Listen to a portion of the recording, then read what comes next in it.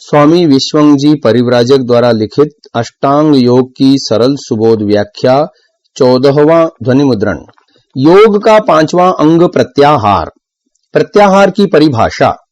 नेत्र, श्रोत्र, घ्राण आदि 10 इंद्रियों को संसार के विषयों से हटाकर मन के साथ साथ रोक अर्थात बांध देने को प्रत्याहार कहते हैं। जिस प्रकार से रानी मक्खी के उड़ जाने से अन्य मक्खियां उड़ जाती हैं और रानी मक्खी के बैठने पर अन्य मक्खियां भी उसी के आसपास बैठ जाती हैं, उसी प्रकार मन को एकाग्र करने से इंद्रियां भी मन के साथ एकाग्र हो जाती हैं अर्थात रुक जाती हैं। ध्यान से पूर्व संकल्प के द्वारा मन के साथ साथ इंद्रियों को भी रोकने का अभ्यास करना चाहिए।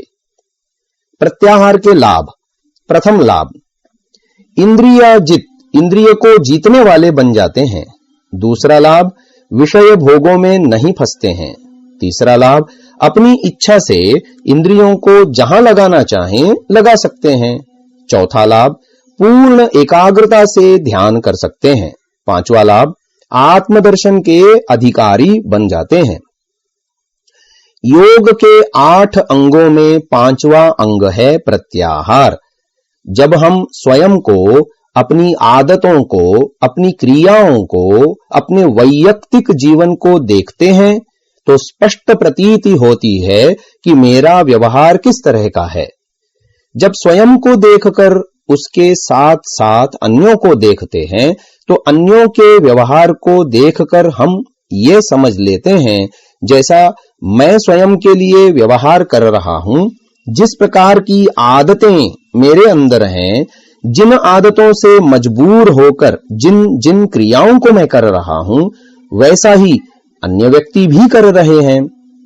प्रत्याहार का मोटा स्वरूप है संयम रखना, इंद्रियों पर संयम रखना। प्रत्याहार में यही कहा गया है कि अपनी इंद्रियों को अपने वश में रखो, अपनी इंद्रियों को जीतो, इंद्रिय जयी बनो। जब हम स्वयं के जीवन को देखते हैं तो ही स्पष्ट प्रतीति होती है कि मैं अपनी रसना पर काबू नहीं कर पाता हूं। खाने के प्रति मेरी भावना आज तक वैसी ही बनी है जैसे पहले थी। इतना ही नहीं, उससे भी ज्यादा बनती जा रही है। ऐसे लगता है कि अब मैं खा खा करके अपनी रसना को अपने नियंत्रण में रखने का प्रयत्न कर रहा हूं। बहुत कुछ मैंने प्रयत्न किया नियंत्रण में रखने का, ऐसा व्यक्ति को प्रतीत होता है, लेकिन इसके विपरीत वह उतनी ही अधिक कुशलता से उस इंद्रिय का प्रयोग करने लगता है। उसको यह बात सीधी सीधी पकड़ में नहीं आती। यह हो सकता है जिसको वह बहुत ज्यादा खाता हो उसे खाना बंद कर दिया, लेकिन इच्छा दूसरी चीज में उत्पन्न कर ली और उस चीज के प्रति अत्यधिक प्रवृत्त हो रहा। उदाहरण के लिए, एक व्यक्ति मीठा खाता है और खा खा करके रसनेंद्रिय पर काबू रखना बंद कर दिया। अब उसको रोक नहीं पाता, जैसे ही मिठाई सामने आती है खा ही जाता है। ऐसे खा खा करके इसके संस्कार अपने मन के अंदर बिठा लिए, किंतु आज यदि खाने लगे तो उसकी हानि बहुत ज्यादा दिखाई देती है। डॉक्टर या वैद्य लोगों ने अब उसे खाने से मना कर दिया है। अब जब जब मिठाई सामने देखता है तो अपने मन में बिठा लेता है कि मुझे खाना नहीं है, मैंने तो बंद कर रखा है। बहुत अच्छी बात है, नहीं खाता, लेकिन उसकी प्रवृत्ति नमकीन खाने में लग गई। नमकीन को बहुत ज्यादा खाने लगा, यानी एक रस का प्रयोग उसने बंद तो कर दिया, उसमें प्रयास तो किया तो दूसरे रस में लग गया। इंद्रिय वही है लेकिन रस तो बहुत सारे हैं। मधुर रस को काबू करने का प्रयत्न किया लेकिन दूसरे रस में लग गया।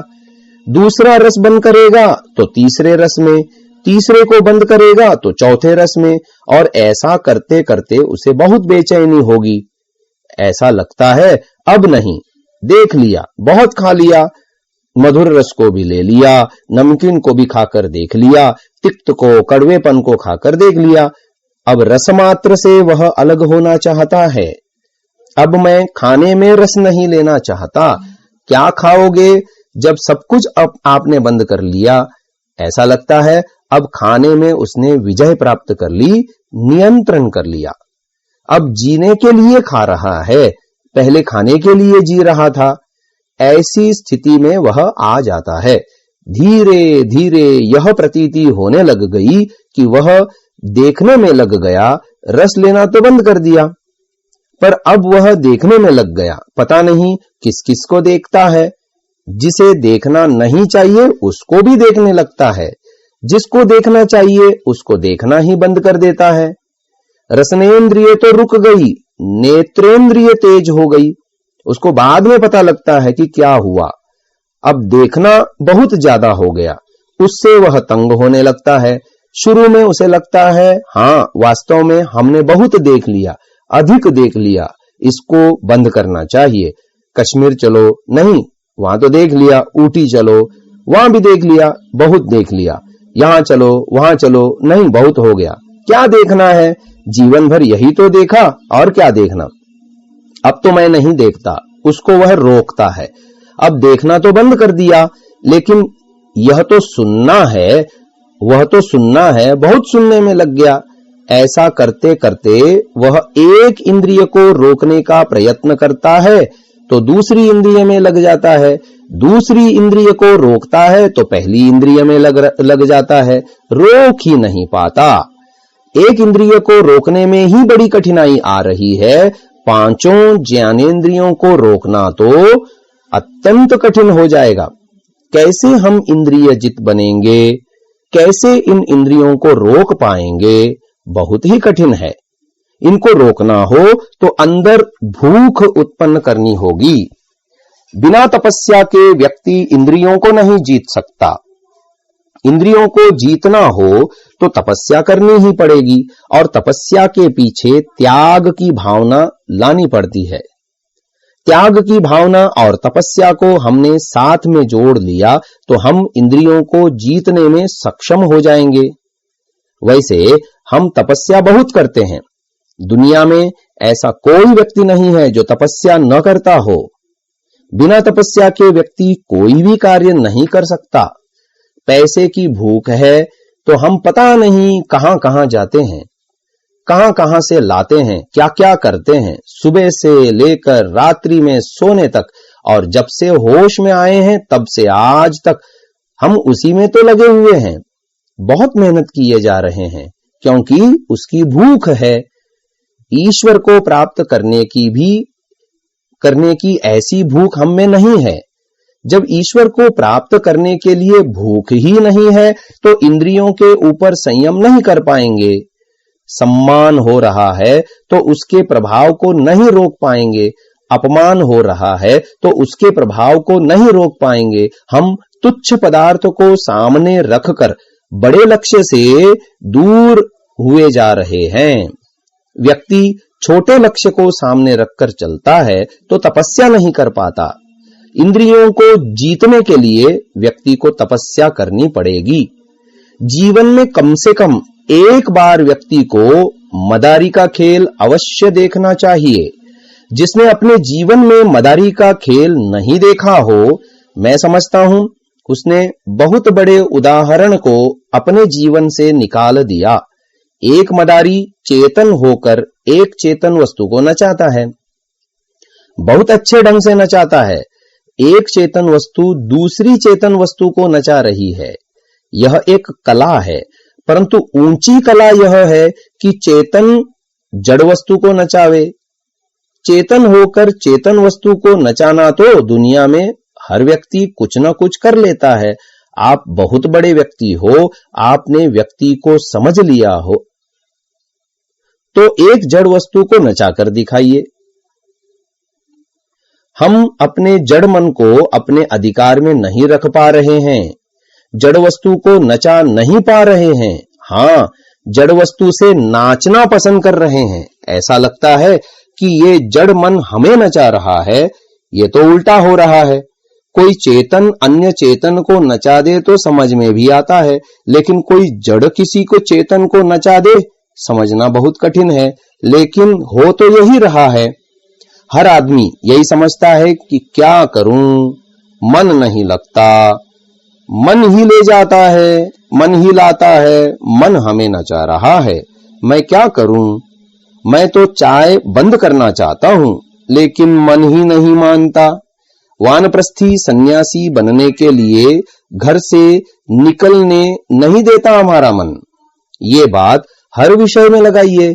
अपने मन को रोक नहीं पाते, अपने अधिकार में रख नहीं पाते। मन को रोके बिना इंद्रियां काबू में नहीं आ सकती।